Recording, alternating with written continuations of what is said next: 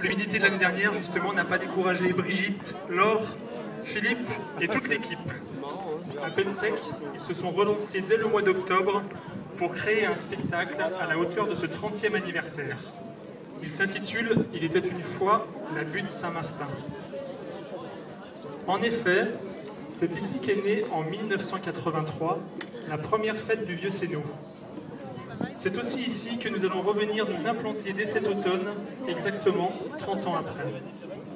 Plus que jamais, il était donc évident de placer notre butte Saint-Martin au cœur de ce spectacle.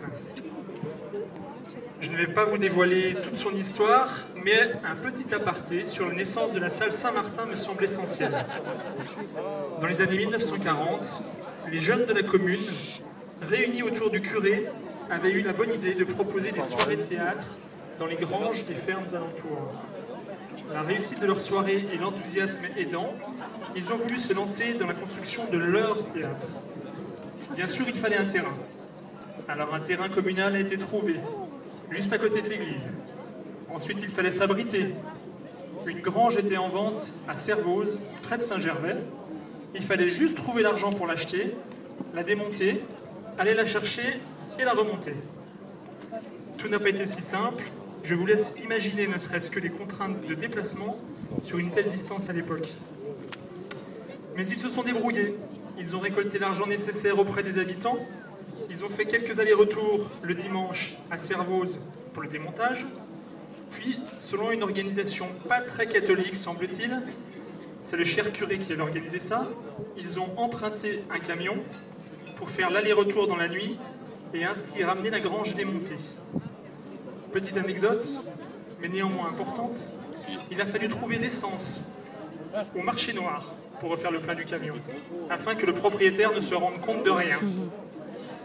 Après de nombreuses retouches des différentes poutres dans la toute jeune menuiserie Menton, puis encore quelques dimanches de travail pour toute l'équipe, la salle Saint-Martin était enfin née entre 44 et 45. Vous allez retrouver cette histoire parmi bien d'autres qui ont permis de créer ce spectacle. Brigitte et moi tenions vraiment à la partager car elle nous a interpellés lors de notre toute première rencontre avec les anciens dans l'hiver 2009-2010. Le premier spectacle n'était alors qu'un projet et nous apprenions ainsi que la butte avait déjà un grand passé musical et théâtral. Et puis nous avons bien ressenti ces valeurs d'entraide, d'effort, de patience. Valeurs qui nous sont chères, mais si difficiles à entretenir dans notre quotidien en 2012. Imaginez-vous un tel projet aujourd'hui. Serait-il encore possible? Serions-nous capables de nous lancer dans une telle aventure?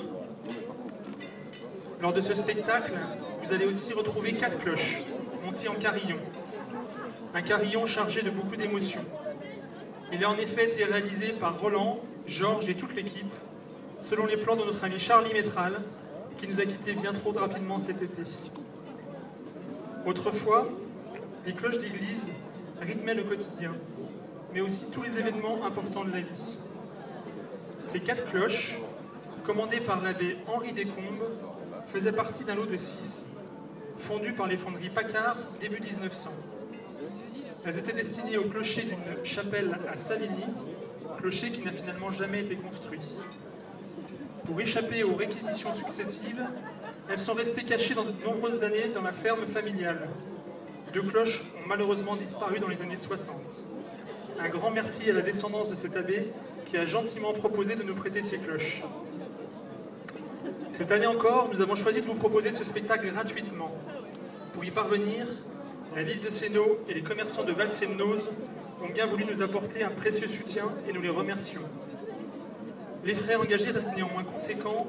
Aussi, comme à l'habitude, à l'issue de la représentation, les enfants vous présenteront des paniers où vous pourrez laisser votre contribution si vous voulez encourager toute l'équipe à vous proposer de nouvelles créations.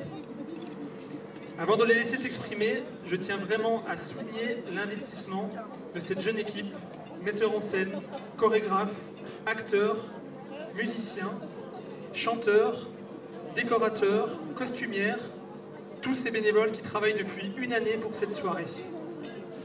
Je vous demanderai donc de respecter leur travail et d'essayer de faire un maximum de silence et bien sûr de couper vos portables dès le début, puisque même si on est en plein air, Ces genres de petits bruits parasites sont vite très gênants pour tout le monde. Et maintenant, place au spectacle.